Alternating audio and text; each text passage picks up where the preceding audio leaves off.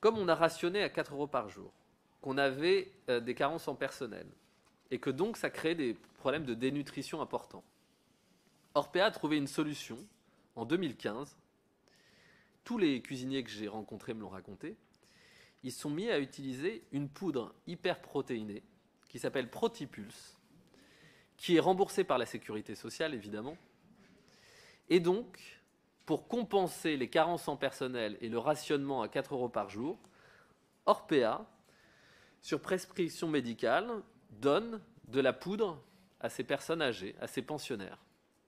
Et donc j'ai un cuisinier qui me raconte un événement particulièrement choquant qui, lui, l'a énormément fait souffrir. Il me raconte notamment que pendant la période du Covid, la deuxième vague en septembre 2020, quand la plupart des résidents étaient enfermés dans leur chambre et ne descendaient pas, il y avait donc des taux de dénutrition très très importants parce qu'encore une fois, il y avait ce rationnement à 4 € et le personnel n'avait pas le temps de faire manger les personnes âgées parce qu'il n'y avait pas assez de personnel, ça prend du temps d'aller dans les chambres et de faire manger, donc ils n'avaient pas le temps.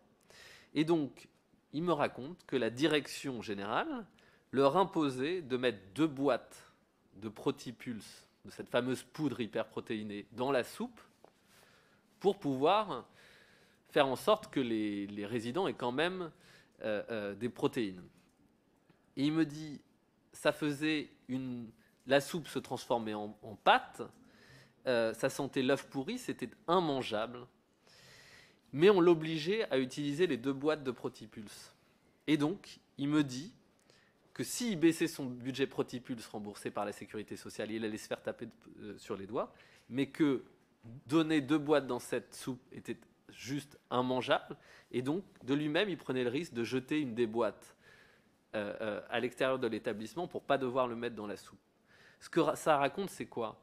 C'est que ce groupe a mis en place un système de rationnement totalement dingue, où effectivement vous ne dépensez pas 1 € par jour, ce qui fait que la nourriture est de mauvaise qualité et est rationnée, et que pour compenser ses propres carences et les rationnements aussi stricts, il a encore une fois fait appel à l'argent public, à l'assurance maladie, en utilisant de la poudre hyperprotéinée.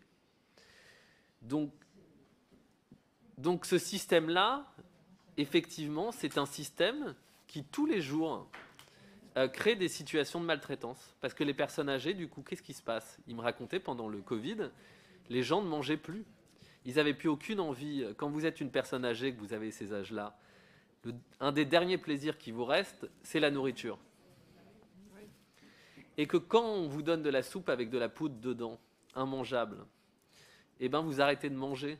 Et donc les plateaux repartent comme ça.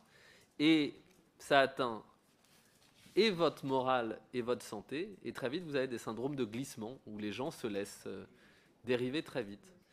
Donc ce système-là, ultra poussé d'optimisation des coûts, il a des conséquences directes et extrêmement brutales sur le bien-être des personnes âgées et leur santé.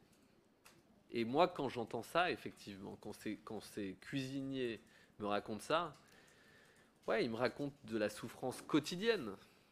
Eux, de devoir imposer ce genre de nourriture aux résidents et de voir les conséquences concrètes que ça a sur leur bien-être.